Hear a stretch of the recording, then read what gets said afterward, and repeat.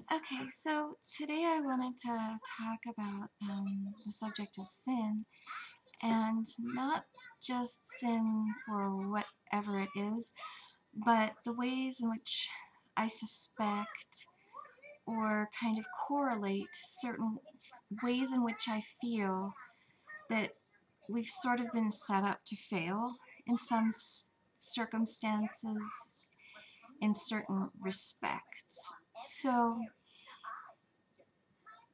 I'm not talking about sins of choice, which I would think of to be recognized as things like to erect and worship an idol, or to break the Sabbath, or something like that, just thinking along the lines of the Ten Commandments, obviously. But in terms of that which relates to the body, now I'm not talking about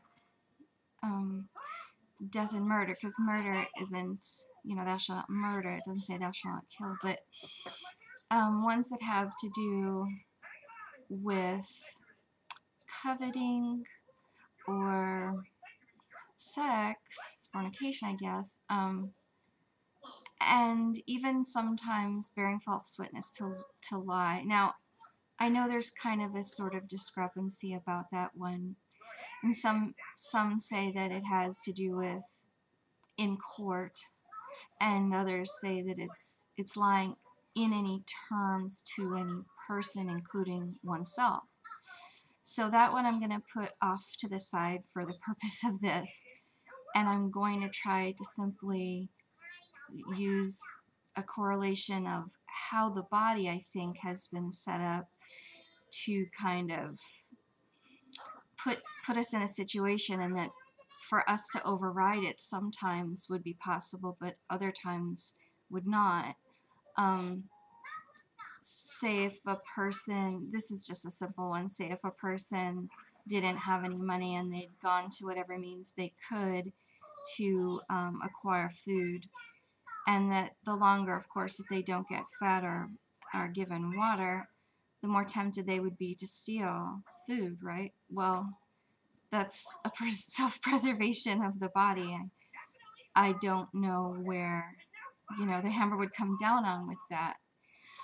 But the one that really sort of sets my mind reeling has to do with fornication, because I know that in the brain there's a certain part of the brain that if you are not in some way sexual, that actually the energy that's supposed to be going to that part of the brain gets diverted into other parts of the brain. And it's not that it atrophies or something, but it sort of has to compensate in other ways. And that's very vague, so I'd like to give more of a specific one that has to do with hormones. And I'll just pick on me because I know my hormones. So, for instance, the fact that my hormones are completely out of whack because of the disease that I have, that my estrogen and my testosterone are too high and my progesterone is too low.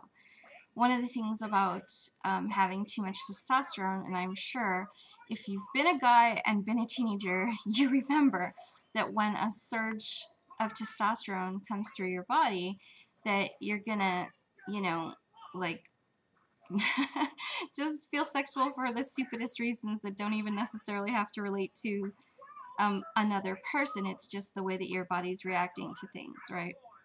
So if I have a thought that is a reflection of a surge of hormones, if I then categorize that as a lust of the heart, because my brain is thinking through the chemistry that's out of balance, I would tend to feel incredibly guilty behind that and think, oh gosh, what a terrible person I am, and this and that, if I didn't know that it were the hormones. Which I can look at them and go, oh, ha, ha, ha, that's just the hormones, no big deal. And let the thought go, because I know I'm not going to do anything about it, and I don't dwell on it at all.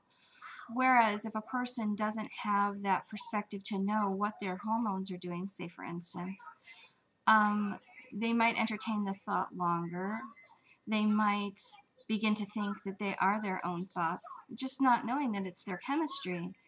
And I think that it would lead to a sense of self that is inaccurate about their soul, but more reflective of their body.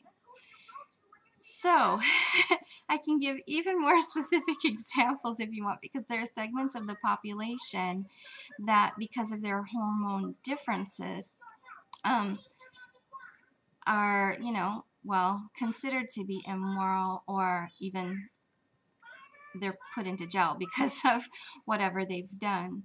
And obviously, the most severe cases are those, who are like chemically castrated, because um, that's the only way that they can balance their hormones. So I'm not talking about the extreme cases. I'm just talking about the random, common, average, person who really isn't struggling with the problems of their spirit.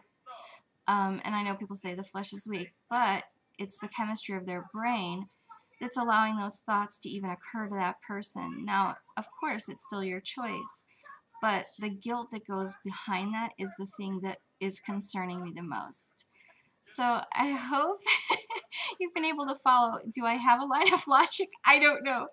But let me know if you have an idea about this, or if you've ever thought about it from this perspective before.